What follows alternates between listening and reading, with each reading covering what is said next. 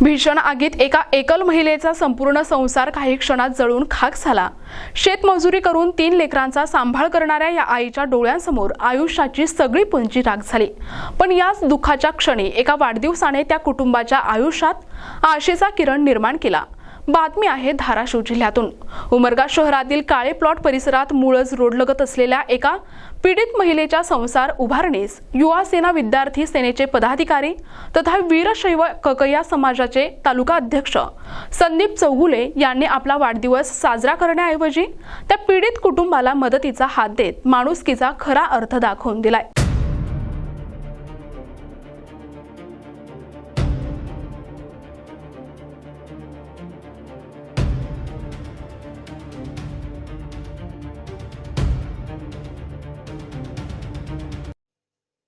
घटनेची माहिती मिळताच संदीप चौगुले यांनी वाढदिवसाचा कार्यक्रम रद्द करून आपल्या मित्रपरिवाराला मदतीचे आवाहन केले। त्यानंतर त्यांचे मोठे बंधू जितेंद्र चौगुले आणि वीरशैव ककय्या समाज बांधवांनी पीडित कुटुंबाची भेट घेऊन त्यांच्या गरजा जाणून घेतल्या। तत्परतेने मिठापासून पिठापर्यंत सर्व संसार उपयोगी किराणा साहित्य असलेली किराणा किट पीडित कुटुंबाला देण्यात आली। तसेच 6वी वर्गात शिकणाऱ्या मुलीसाठी नवा ड्रेस आणि शैक्षणिक साहित्य देण्यात आले। घरातील आजी आणि पीडित महिलेला नवी साडी देण्यात आली। तसेच त्या मुलीचे 10वी पर्यंत शैक्षणिक पालकत्व संदीप चौगुले यांनी स्वीकारले। यावेळी उपस्थित असलेल्या ॲडव्होकेट भोसले यांनीही आपल्या खिशातून रोख 1000 रुपयांची मदत केली। वाढदिवस साजरा करताना केक कापणे किंवा दिखावा करण्यापेक्षा समाज उपयोगी उपक्रम राबवणे ही काळाची गरज आहे। अशा प्रकारे मदतीचा हात देणे हे निश्चितच प्रेरणादायी आहे, असे मत पोलीस निरीक्षक प्रल्हाद सूर्यवंशी यांनी व्यक्त केले। घर जळतंय, अचानकपणे आग लागून म्हणा किंवा शॉर्ट सर्किट होऊन म्हणा, आणि खरोखरच ती व्यक्ती किंवा ते कुटुंब निराधार असेल तर सामाजिक संघटनांनी समोर येऊन मदत करायला पाहिजे या विचाराचा मी आहे।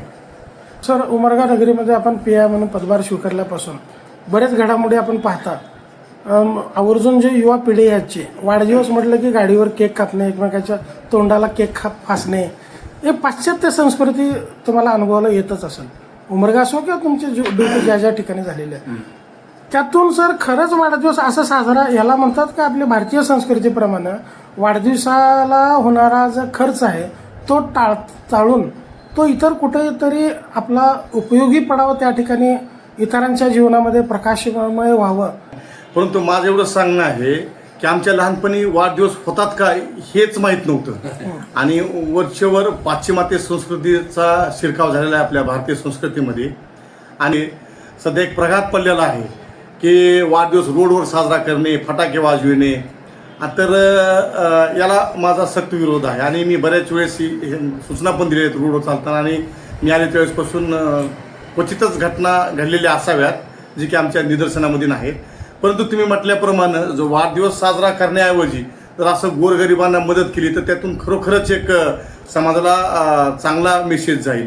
आणि काही लोक तर आपली स्वतःची श्रीमंती दाखवण्याकरता किंवा आपली दादागिरी दाखवण्याकरता रोडवर इतर लोकांना अडचण निर्माण करून, ट्रॅफिकला अडचण करून हे जे वाढदिवस साजरे करतात हे खरोखरच खूप वाईट बाब आहे, आणि ह्याच्यापासून लोकांनी परावृत्त राहायला पाहिजे असं माझं स्पष्ट मत आहे। युवकांना काय संदेश द्याल सर आपल्याकडे? युवकांना हा संदेश आहे की आपण आता 21व्या शतकात आहोत, आपल्याला बऱ्याच चांगल्या गोष्टीचा स्वीकार करायला पाहिजे, आणि या माध्यमातून आपण विनाकारण खर्च टाळता आपण समाजासाठी कसं जास्तीत जास्त उपयुक्त पडू, एक सामाजिक ऑर्डर कशी कायम राहील, म्हणजे समाजामध्ये सुव्यवस्था कशी अबाधित राहील याकडे लक्ष दिलं पाहिजे, आणि एक चांगले उपक्रम राबविले पाहिजे। आमच्या कुटुंबातील संस्कार आणि शिवसेना उपनेते ज्ञानराज चौगुले यांची शिकवण आणि संस्कार यामुळेच आम्ही हे करू शकलो। वाढदिवस साध्या पद्धतीने साजरा करायचा आणि त्याऐवजी गरजू कुटुंबाला मदत करायची। समाजातील प्रत्येकाने अशावेळी पुढे यायला हवे, असे जितेंद्र चौगुले यांनी NTP न्यूज मराठीशी बोलताना व्यक्त केले। काय खरोखरच की बाबा एक केक किंवा आतिषबाजी किंवा अमुक काय गोष्टी न करता वाढदिवस साजरा, अशा कुठल्या तर गरजू लोकांना मदत करावी, आणि मदत करून त्या माध्यमातून त्यांना जेवढा होता होईल तेवढा मदत आपल्या परीनं हे असं करावं। कुठं रोडवरती केक किंवा आणि कशा काय ह्याच्यामुळं केक कापत असतील किंवा गुरदाळा घालत असतील किंवा स्टंटबाजी करत असतील तर या युवकांना माझं सरळ सांगणं आहे की अशा पद्धतीचं करू नये. कुणातरी एका गरजू लोकांना मदत करावी किंवा समाजात. आज तुम्ही या ठिकाणी महिलेकडे आलात, घर बघितलं, काय दिसलं तुम्हाला? हा पूर्ण उद्ध्वस्त झालेला आहे, जळून खाक झालेला आहे. त्यांच्या कुटुंबावर संकटाचा एक मोठा डोंगर कोसळलेला आहे आणि त्यांना होता होईल तेवढी मला एक असं वाटलं किंवा माझ्या पूर्वज वडील असतील, माझ्या समाजाचे कोण वरिष्ठ लोक असतील, त्यांची मला शिकवण, परत त्या माध्यमातून माझे आमदार ज्ञानराजजी चौगुले साहेब यांची यांचं शिकवण घेऊन मी पुढे त्याचं वाटचाल करत आहे. संस्कार होतं ज्ञानज्योती भवनदेव संस्थेच्या मार्फत. मग खूप छान संस्कार होते. त्याच्यामुळं त्यांचाच एक मार्गदर्शक, त्यांचाच एक हे घेऊन हे त्याची पुढली वाटचाल आहे. ही परिस्थिती पाहून मन हेलावले. आपल्या परीने थोडी मदत केली तर कोणाच्या आयुष्यात फरक पडू शकतो असे मत ॲडव्होकेट भोसले यांनी व्यक्त केले. ही जर परिस्थिती पाहिली तर हा खरं तर प्रसंग कोणावरही येऊ नये, पण हा दुर्दैवानं या फॅमिलीवर आला आहे.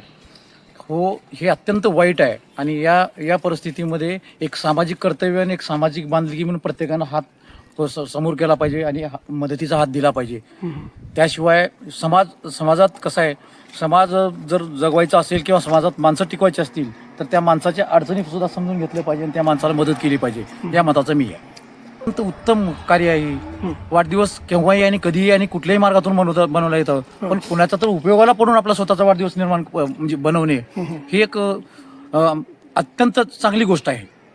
सर्वात महत्त्वाची बाब साहेब, तुम्ही एक वकील, तुम्ही वेळात वेळ काढून या ठिकाणी कुटुंबाला भेट दिली आणि तत्परतेने आपल्याकडून अर्थसहाय्य केलं त्यांना. साहेब, माझं भाग्य आहे की आपण मला कल्पना दिली आणि तुम्ही मला सोबत घेऊन आलात, त्यामुळं मला ही बघता आलं आणि मला ती परिस्थिती चित्र मला समोर दिसलं. पीडित कुटुंबातील एकल महिलेने अत्यंत भावनिक होत NTV न्यूज मराठीशी समक्ष आपली प्रतिक्रिया नोंदवली आणि मदतीबद्दल कृतज्ञता व्यक्त केली. कसं लागलं की आता आम्ही आतुरणात त्या तिथं आल्यावर सगळे बघाले तर मी इकडे येऊन बघितले तर नुसता धरून काय मध्ये सगळं आणून ठेवलेलं, रोजगार करून हरभरे, गहू, ज्वारी सगळं राखून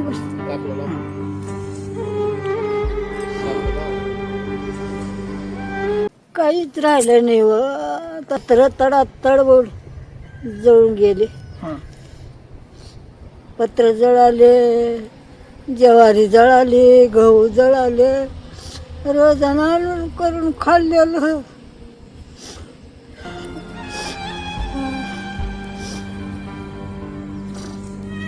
येऊन बघितलं तर काय सगळं उलट जळून सगळं खात झालं.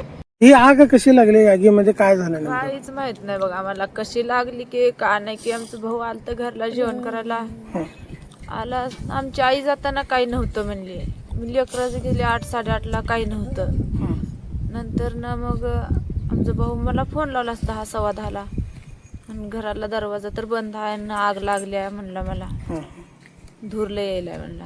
बर बाबा मग येतो लवकर म्हणला शेतातून. मग मी येऊस तर काय सगळं जळून खाक झाले. मला अजून फोन लावला, आता काही राहिलं नाही बघ शिल्लक म्हणला. आल्यावर येऊन बघते तर लोक जमले होते, पाणी टाकालते, अग्निशामक आलती, काहीच झालं नाही. येऊस तर सगळं जळून खाक होऊन बसलं. काय उरलं का शिल्लक? काहीच उरलं नाही बघा, फक्त अंगावरल्या कपडे तेवढे आहेत बघा, बाकी काही नाही. सगळं जळून भांडे बिंडे सगळं खाक झाले.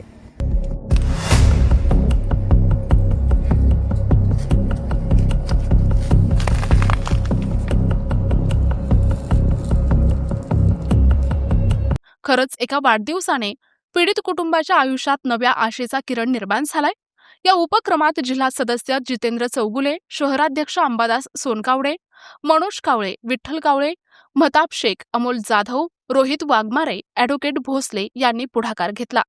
पावणे धनराव मुर्दंगे 6वी मध्ये शिकत आहे, जिजामाता प्राथमिक शाळा, उमरगा, जिल्हा धाराशिव. बरं, आता शाळा शिकणार ना तू?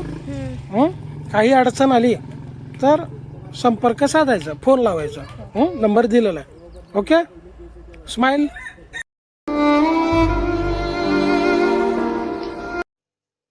प्रतिनिधी सचिन बिद्री, NTV न्यूज मराठी, उमरगा, धाराशिव.